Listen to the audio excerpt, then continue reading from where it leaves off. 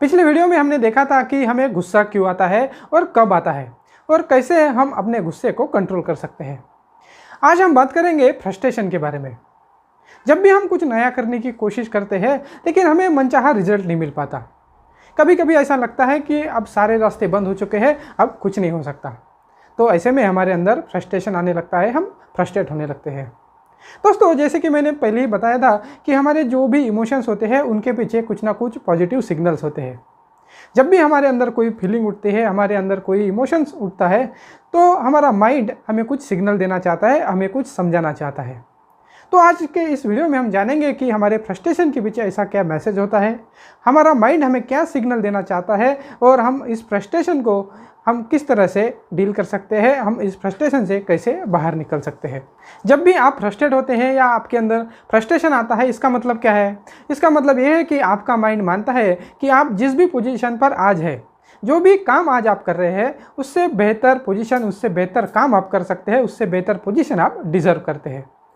For example, अगर आप job करते हैं और जॉब में आपको फ्रस्ट्रेशन आती है, आप फ्रस्ट्रेट रहते हैं, इसका मतलब क्या है कि आपका माइंड आपको मानता है कि आप इससे बेहतर जॉब डिज़र्व करते हैं, इससे अच्छी सैलरी डिज़र्व करते हैं और इससे अच्छी पोजीशन आप डिज़र्व करते हैं। इसका मतलब क्या हुआ? ये जो हमारा फ्रस्ट्रेशन है, ये हमारे लिए एक पॉजिटिव सिग्नल है।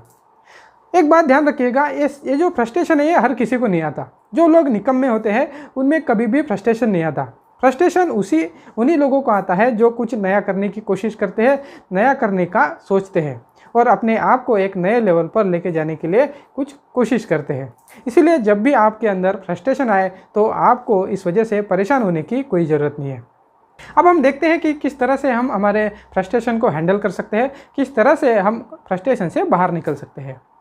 दोस्तों, कोई भी आपका इमोशन हो, उसे ख़त्म करने के लिए सबसे ज़रूरी होता है उसके पीछे के मैसेज को समझना। अब हमने हमारे फ्रस्ट्रेशन के पीछे का मैसेज को हमने समझ लिया है। अब हमारे लिए इस फ्रस्ट्रेशन को ख़त्म करना बहुत आसान हो गया है। अब हमें फ्रस्ट्रेशन को ख़त्म करने के लिए हमारे पास दो ऑप्शन होते हैं।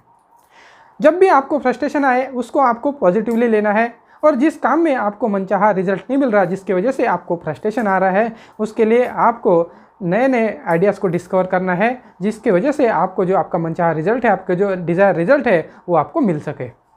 दूसरा तरीका क्या है? अगर आप बार बार कोई काम करते हैं और उसमें असफल होते हैं, तो आपको कोई ऐसा आदमी ढूंढना है, कोई ऐसा व्यक्ति ढूंढना है जिस व्यक्ति ने उस काम को ऑलरेडी पूरा कर लिया है, जिस व्यक्ति ने उस काम को ऑलरेडी सक्सेसफुली कंप्लीट कर लिया है, उससे आपको हेल्प लेनी है, उससे आपको गाइडेंस लेना है, ताकि आपको उस काम को करने में आपकी मदद हो सके और आपका जो फ्रस्ट्रेशन है वो ख़त्म हो जाएगा।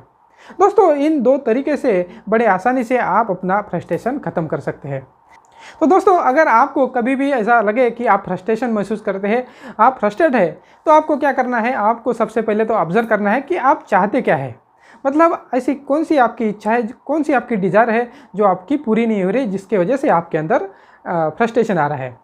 जब आप उस रीज़न को समझ जाओगे, उसको रीज़न को डिस्कवर कर लोगे, तो आपके लिए उस फ्रस्ट्रेशन से बाहर निकलना बहुत आसान हो जाएगा और आप धीरे धीरे पाओगे कि आपका फ्रस्ट्रेशन है वो ख़त्म हो जाएगा। इसमें जो मैंने दो तरीके बताए हैं उसको इस्तेमाल करके देखिए, आप देखेंगे कि आपका कोई भी प्रकार का अगर फ्रस्ट्रेशन है वो ऑटोमेटिक आपके माइंड से जाने लगेगा और आप फ्रीली महसूस करने लगोगे, आपका जो माइंड है वो शांत होने लगेगा।